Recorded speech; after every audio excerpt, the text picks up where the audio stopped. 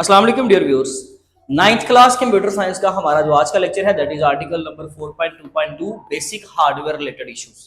हम लोगों ने ट्रबल शूटिंग का चैप्टर स्टार्ट किया था, उसमें हम लोगों ने ट्रबल शूटिंग की स्ट्रेटजीज पढ़ी और उसमें हम लोगों ने दो कैटेगरीज को डिस्कस करना था, एक सॉफ्टवेयर रिलेटेड इश्यूज और नंबर 2 पे हार्डवेयर रिलेटेड इश्यूज। आज का जो हमारा टॉपिक है वो है जी hardware related issues. Hardware related issues में जो दो फर्दर आर्टिकल्स होंगे 4.2.2.1 एंड 4.2.2.2, ये दो आर्टिकल्स को डिस्कस करेंगे। सबसे पहले नंबर पे है जी common hardware issues and solution, यानी कि एक्चुअली वो टॉपिक से ही उसकी फर्स्ट हेडिंग बना रहा है। यानी कि यहाँ पे सबसे पहला क्वेश्चन अगर मैं बात करूं तो वो ये हमारा क्वेश्चन नंबर 1 यही हो सकता है, जिसमें वो कहेगा जी what are the common hardware issues. उसमें हम लोगों को वो अगर कहता है कि जी जस्ट लिस्ट द नेम्स, तो हम लोग सिर्फ नाम बता देंगे कि केबल डिस्कनेक्शन हो गया या ओवरहीटिंग हो गया या पेरिफेरल डिवाइसेस हो गया, तो ये जस्ट हम उसके नाम लिख देंगे। अदरवाइज वो पर्टिकुलरली अगर हमसे कोई एक पूछ लेता है हेडिंग, जैसे कि व्हाट इज केबल डिस्कनेक्शन या what is overheating of hardware, या फिर वो कह सकता है जी what are the peripheral devices issues, तो इस तरीके से वो कोई भी एक क्वेश्चन यहां से बना सकता है। खैर, हम अगर हार्डवेयर इश्यूज की बात करें तो जिसमें हमारी मशीनरी के जो फिजिकल कंपोनेंट्स हैं अगर उनसे रिलेटेड कोई इशू हो,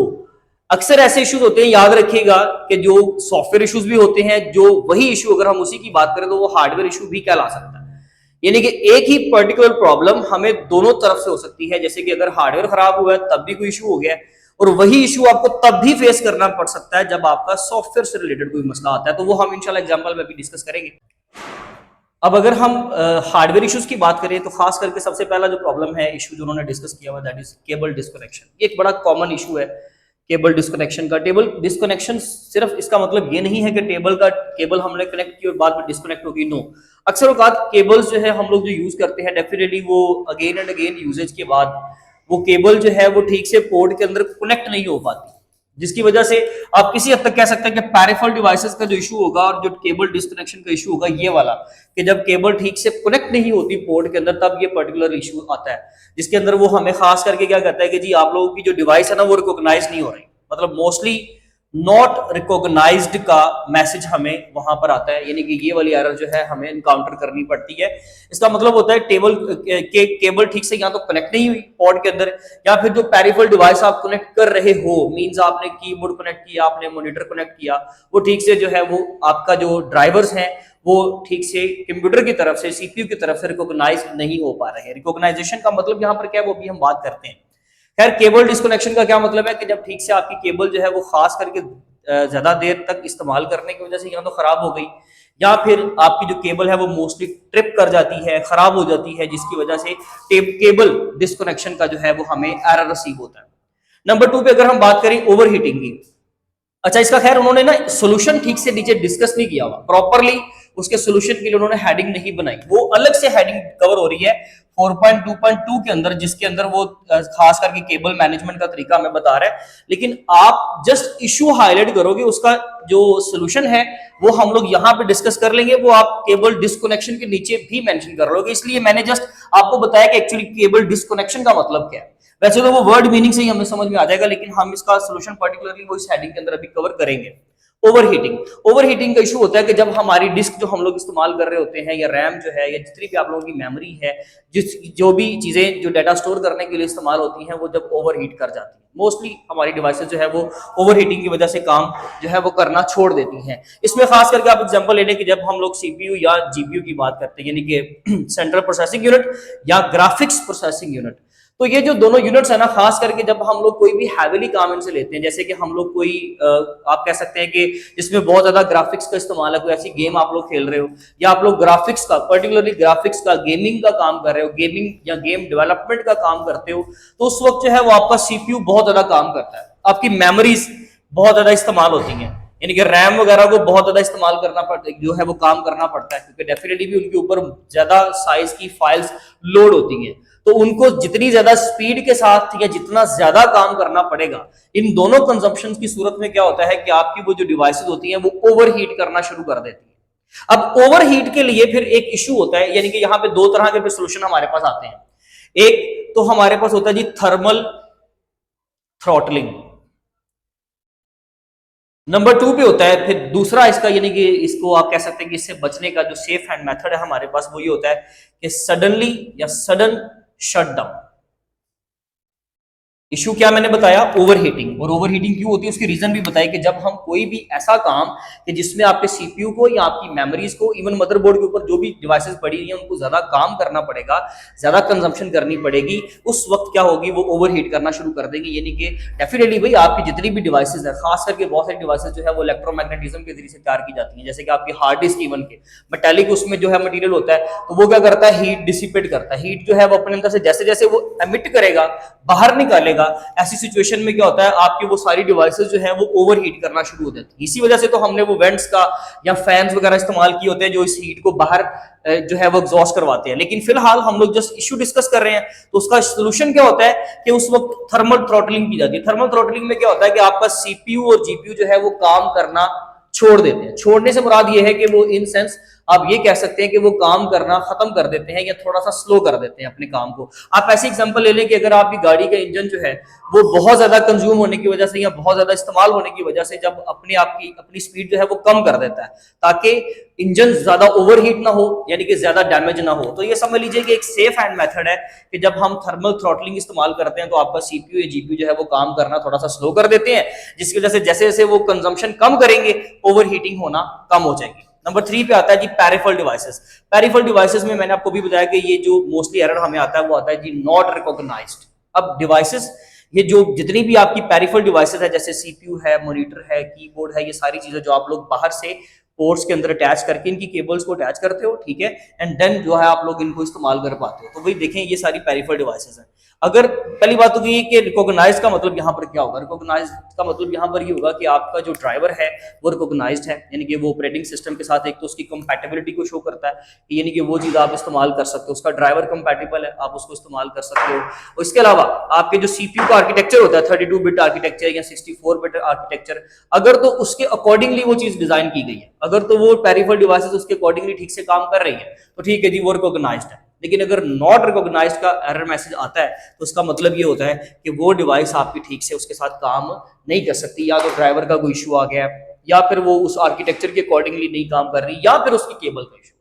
यानी कि जब आप उसको केबल, जब उसको आप किसी भी पोर्ट के साथ, क्योंकि पोर्ट्स के भी डिफरेंट नेम्स हैं, वो इंशाल्लाह हम कभी नेक्स्ट डिफरेंट सेक्शन जब हमारे को पास कोई आएगा हम उसके अकॉर्डिंगली बात करेंगे। तो जब हम वो पोर्ट अटैच करते हैं तो वो ठीक से अटैच नहीं हो पाता, इसलिए भी एरर आता है। इसका तो मोस्टली सोल्यूशन ये कहा जाता है कि आप क्या करेंगे, उसको डिस्कनेक्ट करके अगेन कनेक्ट करें,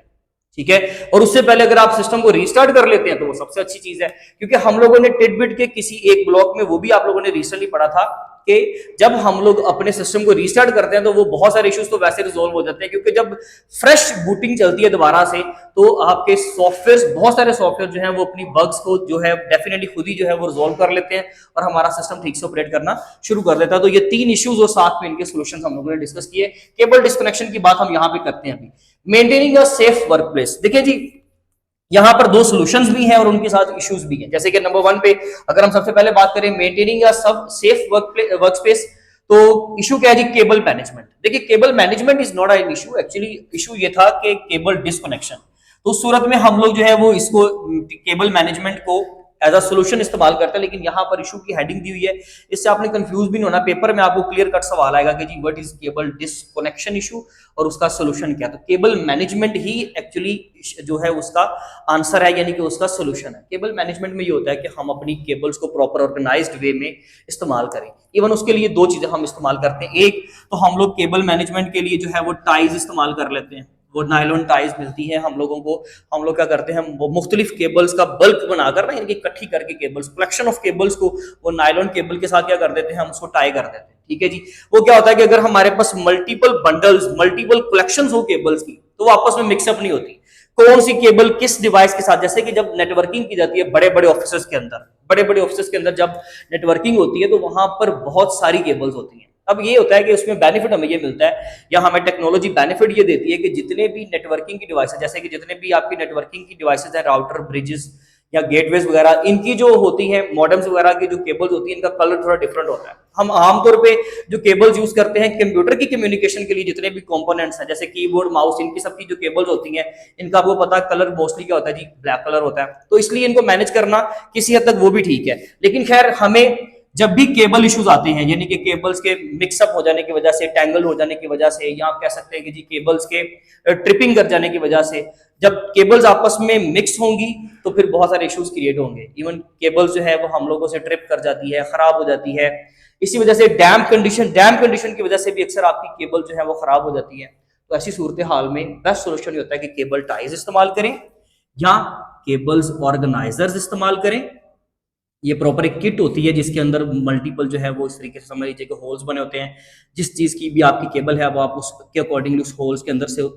से आप उसको गुजार लेते हो, एंड देन आप किसी भी डिवाइस के साथ उसको अटैच कर लेते हो। तो ये ऑर्गेनाइजर्स इस्तेमाल कर लेते हैं लोग, केबल टाइज इस्तेमाल कर लेते हैं, या फिर हम लोग लेबलिंग कर लेते हैं। एक सबसे अच्छा मेथड होता है कि आप केबल को लेबल कर लें, यानी कि एक सिंपल खुद ही ब्लैंक पेपर लें, उसके ऊपर नाम लिखें कि ये केबल फला डिवाइस की है, और उस पेपर को जो है आप उसके ऊपर रोल करके तो टेप से या किसी भी जो है वो ग्लू वगैरह से जो है वो लोग पेस्ट कर देते हैं। वो जैसे जैसे उसके ऊपर स्टिक कर जाता है, वो खुद को जो है वो क्या कर देता है कि जी वो शो करवा देता है कि जी ये फला डिवाइस की आपके पास चीज है। तो इसका मतलब है कि आप लेबल कर दें, नाम दे दें कि फला डिवाइस की है। तो इस तरीके से केबल मैनेजमेंट जो है वो एक बेस्ट मेथड है, क्रूशल मेथड है इस चीज के अंदर, नेटवर्किंग के अंदर, और हमें बहुत ज्यादा जो है वो सपोर्ट करता है। हमारा काम जो है ना, हमारे सिस्टम की जो फंक्शनलिटी है वो खराब नहीं होती, देर तक हम अपना आसानी से काम कर सकते हैं, वरना केबल्स के मिक्सअप हो जाने की वजह से बहुत सारे इश्यूज क्रिएट होते हैं। नंबर 2 पे इसमें प्रॉपर वेंटिलेशन की बात की गई है, यानी कि ये खास करके आप समझ लीजिए कि ये जो हम लोगों ने हीटिंग पढ़ा, ओवर हीटिंग पढ़ा, ये उसका भी सोल्यूशन है। जैसे कि वेंटिलेशन से क्या होता है कि जी